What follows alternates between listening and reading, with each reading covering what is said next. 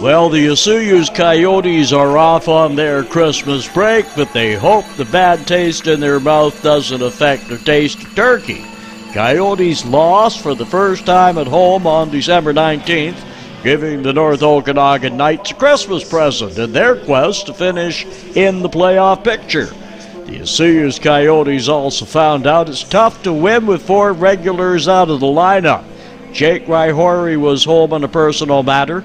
D-men Daniel Stone and Ryan Morrell were up with Penticton, and forward Carter Shannon was playing with Merritt. The KIJHL is too good a league to win games with 4 regulars out of the lineup, and not counting Brett Souls, who was also away. Here are the highlights of how it sounded as we pick up the action in the second period, with Osoyoos leading 1-0.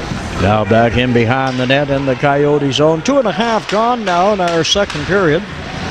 Boy, these teams are playing a lot of hockey and not getting a lot of goals.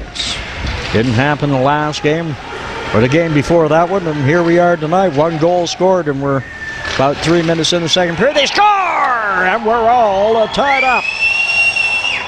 Just as we're mentioning, not many goals from right out in front. The Knights get it and tie it up. And it looks like Graham Watkins. Graham getting his 12th goal of the year. And the Coyotes, there's a shot. Doesn't get through. Another one doesn't get through. Coyotes trying to get some shots in there. And it's taken by Nicholson. His pass out. And it comes out. Wilson's got it and sends it back in again.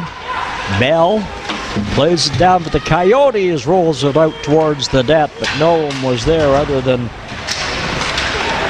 Green, I believe. And down the ice it goes. Right out in front. Scores! Wow, what a shot. Austin Fournier let that go from right out the top of the slot area. And no one was expecting it, and Adams had it go right by his pad and into the corner. A well-placed shot by North Okanagan. And I think it's Fournier's all the way. As he turned and let that one go, and it comes at 7:50. 2-1 for the visitors, North Okanagan, with 3:32 left to go in our second period. And again, if you check all the standings, the Coyotes are the only KIJHL team not to lose at home so far this year. And of course, teams coming in know that, and they step their game up a bit, and the Coyotes have seen that tonight. There's a chance right in front. Scores! Give and go, and all of a sudden, North Okanagan are taking the lead here. That's their 3rd unanswered goal here in our second period. And it looks like that one's Scott Latoit's goal. And it comes at 16:37.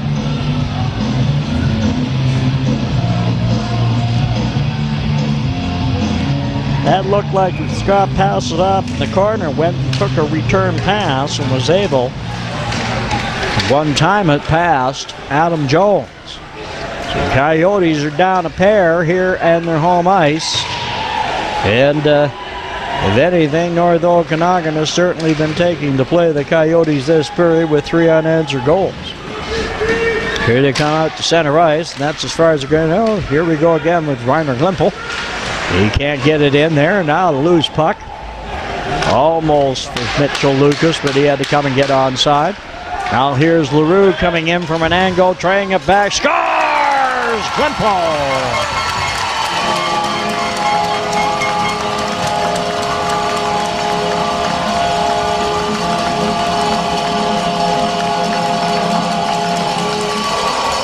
Bobby LaRue found Reiner Glimpel coming in, and Reiner put it into the top side, glove side, and the Coyotes are back in at 3-2, and it comes at 17:15. So let's set it up for you, folks. 2:26 left to go in regulation. 33 seconds left to go in the 2-minuter, being served by Evan Pollara.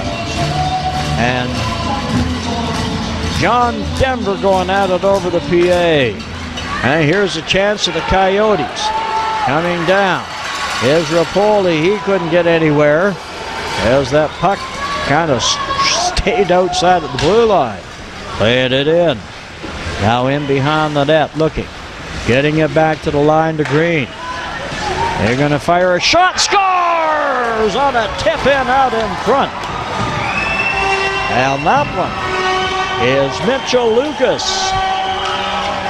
Boy, that's going to make it tough. Now the Coyotes are down 2 with 2 minutes to go.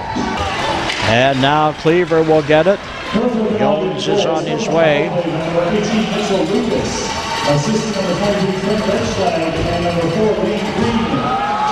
Now here's a loose puck sliding towards the goal. Just went wide. And they get it round and bring it in and score. And that is going to wrap it up. 20 seconds left to go on this one, and they be a short bus ride home for the Knights tonight. And a big win in their quest to get ahead of the Princeton Posse. 6 seconds remaining. Puck's out at center ice. And there goes the buzzer. And this one is history. Well, once the turkey is out of their system, Osoyoos and Summerland will get it on in a home-and-home series playing in Summerland Tuesday, December 29th, and returning to Osoyoos on Wednesday night, December 30th. The home game sponsor is the Osoyoos Credit Union, who will have a loony scramble on the ice at the first intermission.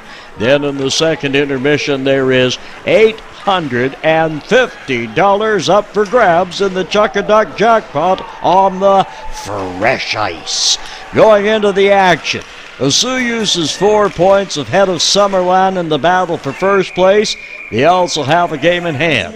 Coyotes have a chance to open up a serious lead or can find themselves tied with the Steam with 6 weeks to go.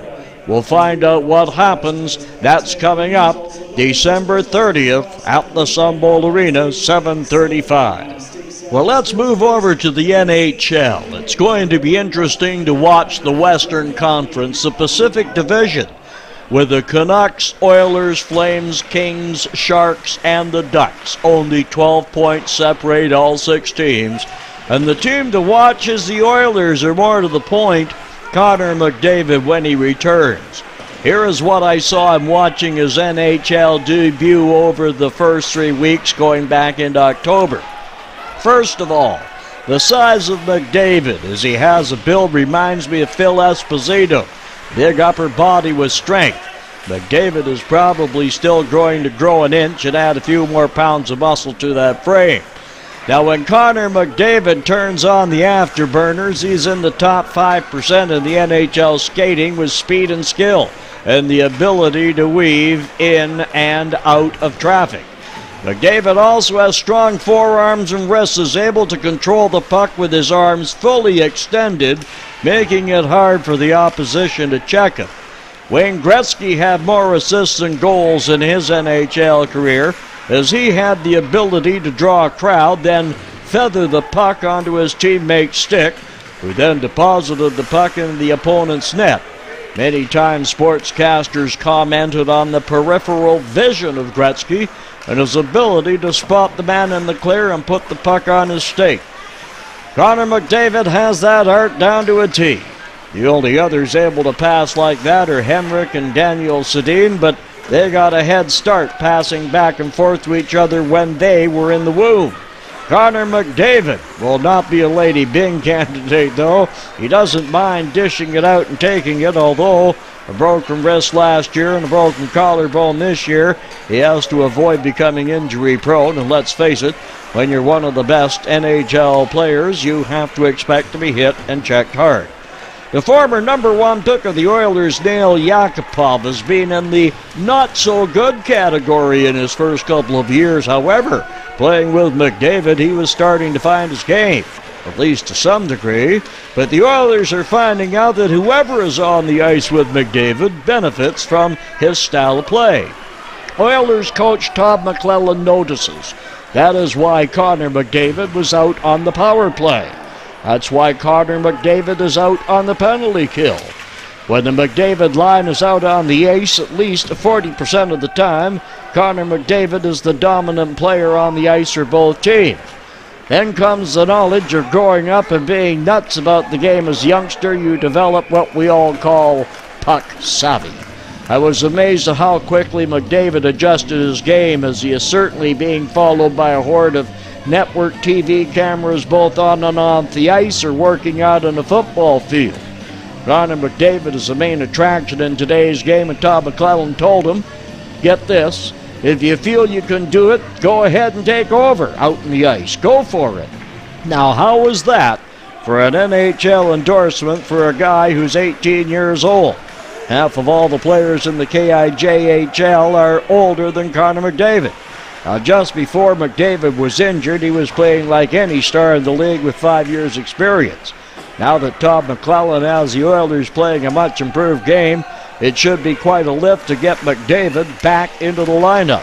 This division is up for grabs. They still have almost 60% of the regular schedule left to play. And I think McDavid will be playing at least in the rest, almost the rest of it, what's going to be coming up from about mid-January on. Now, this is the time of year when the hockey fans get also a look at the top junior hockey players, with the World Junior Hockey Tournament starting this year on Boxing Day, and it's in Finland. Now, we have a bit of local added attraction. Keep your eye on number 13 for Team Canada, Matthew Barzal, who will be centering the first line and will see action on the power play. His father, Mike Barzal, grew up on 36th Avenue in East Osoyoos. He played his minor hockey for Osoyoos before it amalgamated with Oliver to form the South Okanagan Minor Hockey Association. Mike went on to play with the Beaver Valley Nighthawks in the KIJHL for a couple of seasons and played with the Penticton Knights of the BC Junior Hockey League in the mid-1980s. Matthew seems to be a chip off the old block. He's an excellent skater and playmaker with zippy wrist shot, same as good old Dad. New York Islanders like what they saw and drafted Matthew Barzal, number 16 overall in the June NHL draft. He still had 2 years left in junior and is with the Seattle Thunderbirds of the WHL. Osoyoos also had another player from the South Okanagan Minor Hockey Association make it to the Seattle Thunderbirds. That was back in the latter 1980s. Robbie Flintoff was a solid defenseman who played a couple of years in Seattle. However, his junior career ended with a shoulder injury. So again, in Team Canada, number 13, Matthew Barzal, he's certainly showing some promise. And that's not just only a look at the Osoyoos Coyotes, but some added stuff in there as well. I'm Tom Shields for CIRO Radio.